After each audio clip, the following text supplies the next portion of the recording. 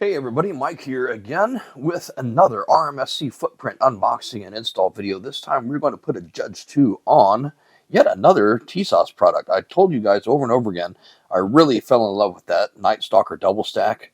And so here we are, I got the single stack version. What can I say? When I find something that I like, I stick with it. So this is the Nightstalker single stack 1911. I have not fired it yet. You have any idea how hard it is for me? I've been to 2 range trips and left this thing behind because I hadn't done this video yet. Show you an empty gun there, safety on, and let's pull the cover plate off the top. I could have taken this to the range and shot it with iron sights, but why? Let's put a nice, awesome, brand new, well, recently launched, not brand new to me, Judge 2 on there. Full disclosure, I've had this Judge 2 on my Glock 48 already. In fact, cameo. That's the previous host of the Judge 2. Notice how I keep the screws in there. Once I have some screws that I like, you might as well keep them in the slide. The Glock 48 will get something else soon. The TISAS is getting the Judge 2. Judge 1 has been a very successful product for us. It was our first RMSC footprint dot, but I'm super pleased with Judge 2 and its features. It does cost a little bit more than Judge 1, but personally I think it's worth it. Okay, give it a whack, and off comes the cover plate and these 2 short little screws that are not super useful for anything except that cover plate. So we're not going to use those. Set that aside, and I'm going to put it in a baggie here in a minute. Let's open up the box. There's your Judge 2 user manual. And you can see the torque specs listed in there. We're looking for 15 inch-pounds. If you have a torque wrench, we're not going to bother with that today. We'll just use what comes in the box. But if you have like a Wheeler fat wrench, then definitely 15 inch-pounds is what you are looking for. So you got them there. There we go. There's the other one. Okay. Baggies everywhere. Let's sort this out. First of all, here's the actual optic. There's Judge 2. This one is in green. You can get them in green or in red with a 3 MOA dot. That's pretty standard for a small RMSC type footprint optic and with a smallish window. The big window option would be the Judge XL that I put on the double stack gun. I just pulled a wrench out of this baggie, so we're going to take that cover plate and those 2 screws, put them in this baggie. It will live in the TISAS box. On the odd case that I need to sell this gun someday, or I want to shoot it with iron sights, neither one of those things is super likely to happen. And the Judge 2 came on the low-profile 1913 Picatinny mount, military standard mount. There's a T10 screw in the side. If you want to attach it to a Picatinny, just put it on there and then tighten that up and see how that works. We're going to pull it off of that mount. So take our T10 wrench that came in the box, lefty-loosey on these 2 screws.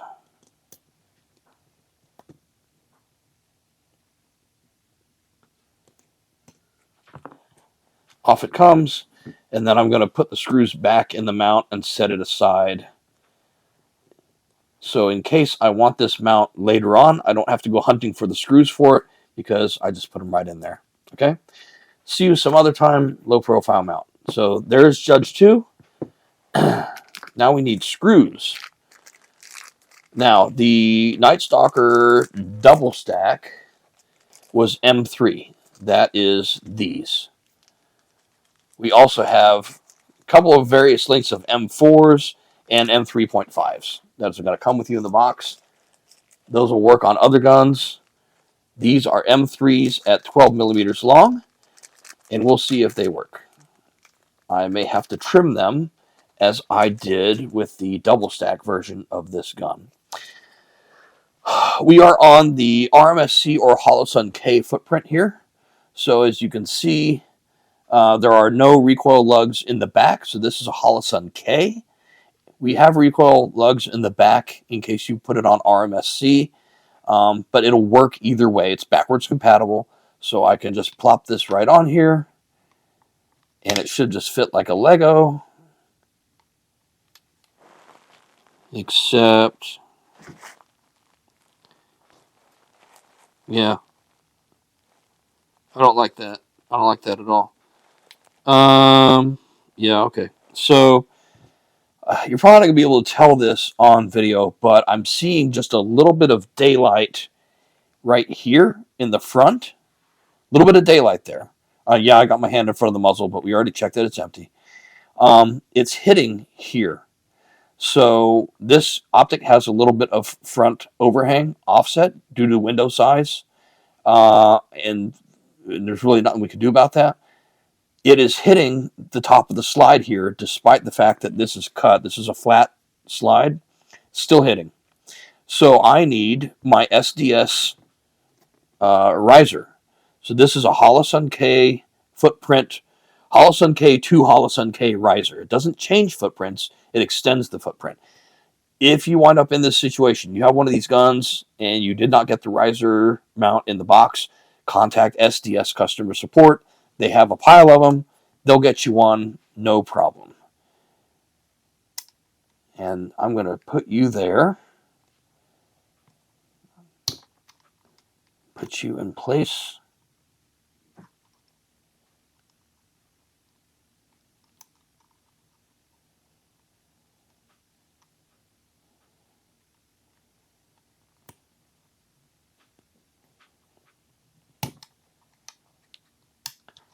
Pretty tight fit here. Don't force anything. Fiddle with it until it kind of snaps into place. That's a general rule on this stuff. If you're bashing on it with a rubber mallet to get it to fit, you're probably doing it wrong. As a general rule when it comes to optics installation, yeah. See, I mean, I could have just like beat on it with my hand, but when I got it aligned correctly, it just kind of went boop and kind of popped into place like a Lego. All right. Lesson learned there. Just fiddle with it until it snaps into place. Don't put crazy angry monkey strength on it. All right. So let's test fit this again. So now I have Holosun K to Holosun K to RMSC optic. And now, yeah, I don't know if I see that, how there's a little bit of daylight in there. There's a little bit of clearance in there. That's going to work for us. So now I'm curious to see if we're going to need to trim these screws or not, because we've added a little bit of height there. So we send 3 screws in the box. They do come with some thread locker on them from the factory. However, I like to add a little bit more myself. A little bit of liquid thread locker. Just going to go like that. At the bottom of the screws where the factory thread locker already is, that's where the screws are going to get engaged. There's no reason to put blue thread locker up near the head of the screw. It should all be down at the bottom of the screw, and it's going to get spun around and do its job. So we're going to line up Judge 2. There we go. It's on. I'm going to take this screw. We're going to call this the left-hand screw. At M3, I'm going to presume that the TISAS 1911 slides are the same thread pitch as the double stack slides, and I am correct because it's going right in.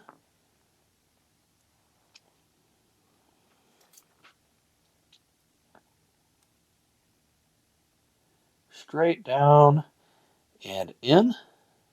Okay, so I got both those screws started. And now let's see if I can get a better angle on this for you guys. I'm using the long end of the screw here because it's easier to turn quickly, right?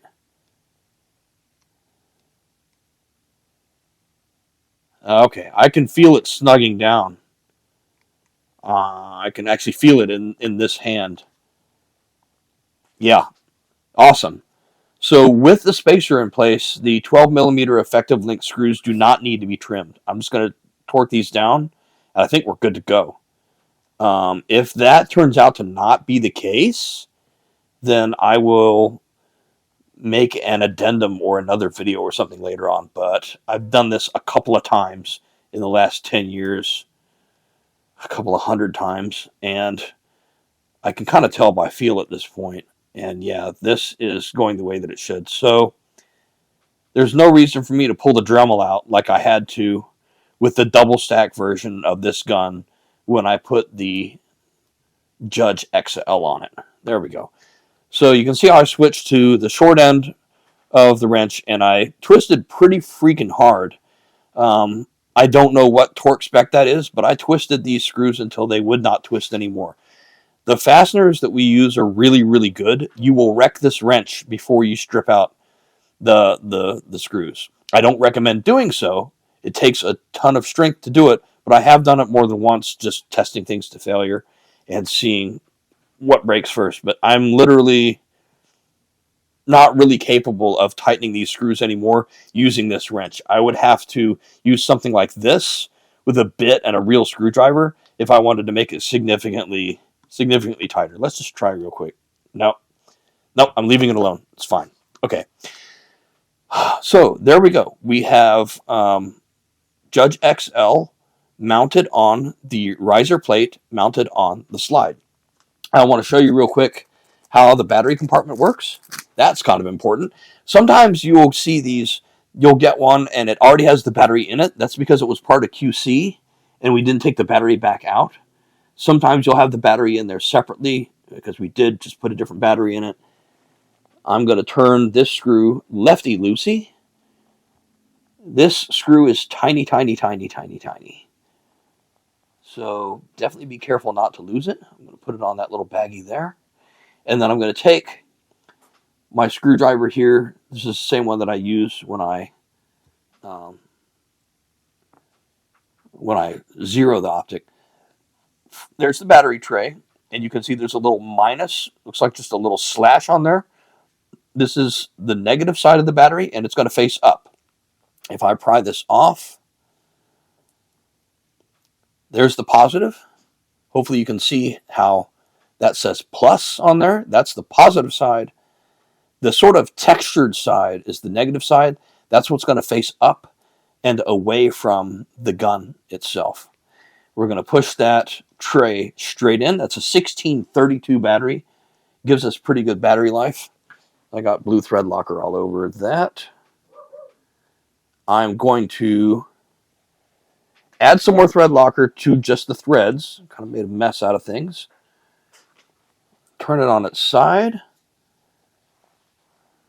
That's black on black. For video's sake, let's go ahead and pull out this microfiber here. There. I mean, that's a tiny screw. And I don't want it to come loose while I'm shooting the gun. So just a dab of thread locker on there. Okay? On the threads. You can see I spilled a little bit. And it's going to go straight onto there. And then righty-tighty. There is no torque spec, but I recommend blue thread locker and not to over-torque it. It is a very tiny, small screw with very fine threads.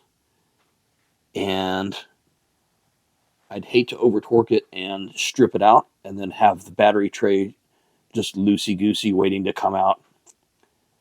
Yeah, one more. Let's just try a little bit more. Nope, that's it. That's it. All right, so we've got a battery in there, battery tray. Again, double check. Oh, this thing is dry. It needs to be oiled. Like I said, I haven't shot it yet. Okay, so I have power on. I can see a 3 MOA green dot. I've said many times I prefer the green to the red because of my astigmatism. But it's personal preference. We sell both just about equally, to be honest with you. Triangle button facing up is brightness on, or turns the unit on and is brightness up. You can cycle up through 10 settings. 2 are night vision compatible if you want to do the passive aiming night vision thing, which is super fun. The top 2, settings 9 and 10, are daylight bright. The middle ones I use when I'm zeroing the gun or when I'm shooting at an indoor range. And then the brightness down arrow right there, if I hold that for 3 seconds, let's just do it on camera. I'm looking through here. I can see my dot. 1 Mississippi, 2 Mississippi, 3 Mississippi, and it's off. So yeah, about 3 seconds, and it's going to shut off. Now, if I turn it on again, check that it's on, brightness on button works. If I just leave this table and I walk away and I come back after 4 minutes, it'll have shut itself off. 225 seconds, technically, more or less. It's about 4 minutes. This will turn itself off to save battery life until it senses movement again. So it can sit here. I call it sock drawer mode. It can sit in the sock drawer, and then 4 months from now, something goes bump in the night. Hey, what's that? I go to grab my gun. As soon as I pick it up that much off the table, boom, it's going to reactivate and it will return itself to the previously selected brightness level, whatever I left it on. It'll come right back to that previously selected brightness level, and I don't need to worry about where the buttons are or anything because I'm in a hurry. It's the middle of the night and someone's in my house. But that is only if I leave it on. If I shut it off, it stays off. So that's like for when I travel with these, when I'm flying to SHOT Show or something and I'm bringing a bunch of guns, I manually turn them off before I travel because I don't want them to be burning battery like on the plane all the way to Vegas the whole time as as we're flying around, because that much motion is going to keep them on and burning batteries indefinitely in the cargo hold of the plane, right? Not super efficient. Battery life is industry standard. It's going to say 50,000 hours or whatever on the side of the box. I personally change these out once a year, not because of the technology and the optics, but because of the batteries themselves. That you don't know if you're going to get a good one or a bad one. You don't know how much juice is in those batteries. There might be 2 years, there might be 3 years, there might be 1 year. So I just choose a date, and for me, it's Christmas. Some guys do their birthday, and change out those batteries once a year. And that way, the batteries are pretty cheap, and that way we don't have to worry about the battery conking out early. Now, what am I doing all this for? I'm going to show you one more thing before I let you go. Okay, I put my macro lens on my camera so you can see this up close.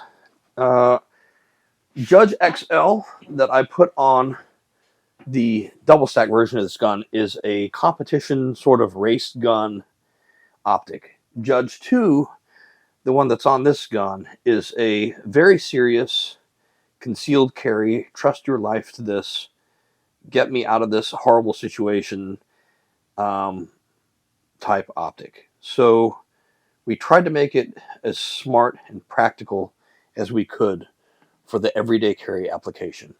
One of the things that I train with and practice with and believe in terms of carry guns with dots is the guillotine technique. There is another YouTube video I've done on it. Basically, I'm going to take the crossbar of this dot, and if I miss my actual reticle because my draw stroke got screwed up, or I just got flustered, or for whatever reason I don't see the dot, if I'm up close, I can take the crossbar of the Judge 2, put it at the neck of the target, start breaking off shots, and up close at 3 to 5 yards, I should get A-zone hits. But it helps if I have an aiming reference on the optic, and so we have done that. So there's a little, you can see the texturing on the back of this optic, which is to help cut down reflections and glare. There's a little spot in the middle that's like a triangle, and I'm going to try to paint that triangle on camera for you right now. I'm going to paint it with fingernail polish, and I want that fingernail polish to be a contrasting color. So this is a green dot version, so I'm going with orange fingernail polish. If this was a red dot version of this optic, I would probably go with green fingernail polish. But the point is, I don't want to get confused. I don't want to have too much of the same color here. All right, we're just going to go like that.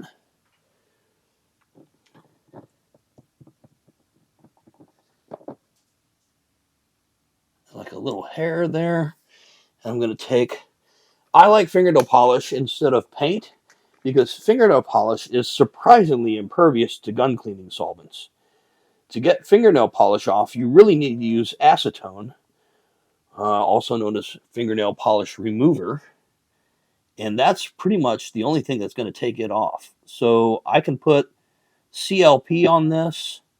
See, I'm just wiping a little bit of excess off the top. I can put CLP on that or whatever I want, and it's not going to affect it, but that fingernail polish remover took it right off. The fingernail polish remover does not affect the anodizing on the aluminum. It's not going to screw up the optic, but I would keep it away from the glass. Keep it away from the glass. Keep it away from the glass coatings. Acetone is powerful stuff. Hey, that worked out pretty good. So I now have a little indicator there in the middle of the body of Judge 2 that's going to give me a quick reference to give me a sort of happy medium spot between point shooting and aimed fire with the dot or with my co-witness iron sights. It's just another option that I hopefully will never have to use, but it's something that didn't cost us any money, and it doesn't cost you any money for us to put it there as a feature of this optic. You don't have to do it, but the optic is ready for that little trick if you want to try that little trick. And I might make a video on YouTube where I show you how it works. All right, so that's it. I'm going to leave the gun there because I want that fingernail polish to dry in that position. I also want my blue Loctite, my liquid Loctite, to cure overnight, so I'm not going to take it to the range today.